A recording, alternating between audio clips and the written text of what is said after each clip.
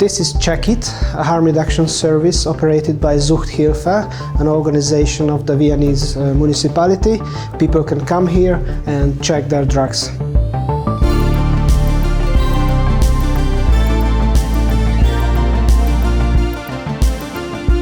Guys, can you explain us where we are? Basically, you can come and have your drugs analyzed. You can come here and we take a little sample of a synthetic substance, and then we send it to a laboratory where it's analyzed, and within a week you get the result, and we can tell you exactly the exact ingredients and also how much of any given ingredient is inside. We also do counseling. If you're not happy with your drug use, if you like to quit, if you like to reduce your, say, cannabis use, we can help you with that.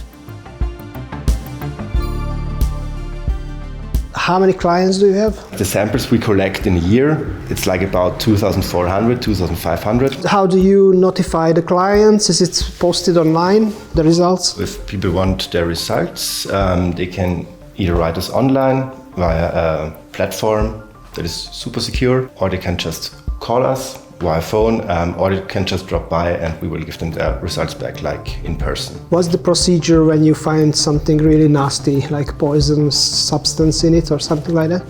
Luckily this happens really very rarely. Really dangerous substances that could be life-threatening. I don't know when we found the last one, years ago I think. If we find it, we will give out a warning.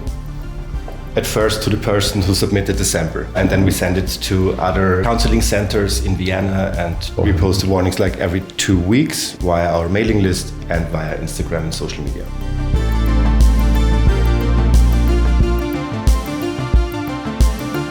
How would you summarize the benefits of this service for people who don't know much about this issue and they are just asking, so why should we pay from public money to this service? It's like harm reduction in general. So if you know what is in your substance, you can decide whether to use it or not. If you know what is inside your substance, you can kind of have an informed decision on how much you will take, or if this really is the substance. Plus, via this service, we kind of get recreational drug users to the addiction help system. Some of them might be developing a problem already, and they would never seek an institution like ours.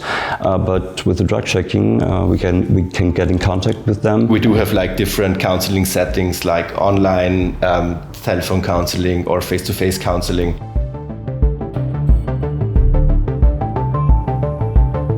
What are the most popular substances checked here? 30% of the drugs handed in are handed in as cocaine.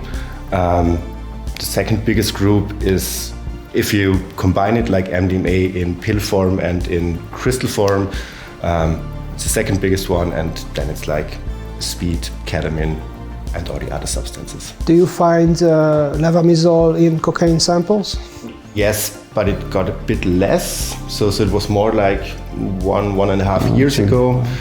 Then it was more that cocaine was like super pure and super high dosed. And last year we had like a short time where cocaine was like a big thing in Vienna. But in the meantime, it seems like the quality or the purity got back up again. Do you also assess the prices of drugs? Yeah, we asked the price, what they paid, and if they bought it like on the street from a stranger or from a person they know, or or from the internet, or from the darknet.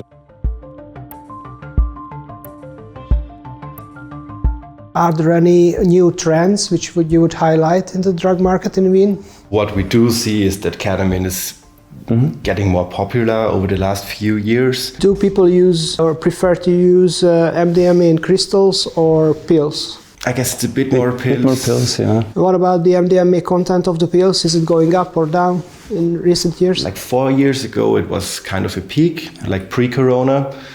During corona times, the amount was going a bit down. The median is like about 130 milligrams per pill. And do you find other substances in ecstasy pills? Rarely. Since the rise of the dark web, I would say the purity of the ecstasy pills got much higher, got much bigger. Yeah, I guess something like 2 years ago we had like catenones in ecstasy pills, not like super much, but in some of them. And then we had like a very Vienna specific thing with tryptamines like AMT and 5-MeO-MIPT, which I guess was just like a thing in Vienna. So none of the other drug checking services saw that.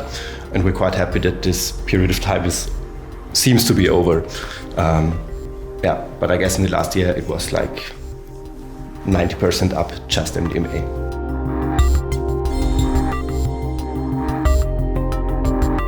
Do people also test cannabis here?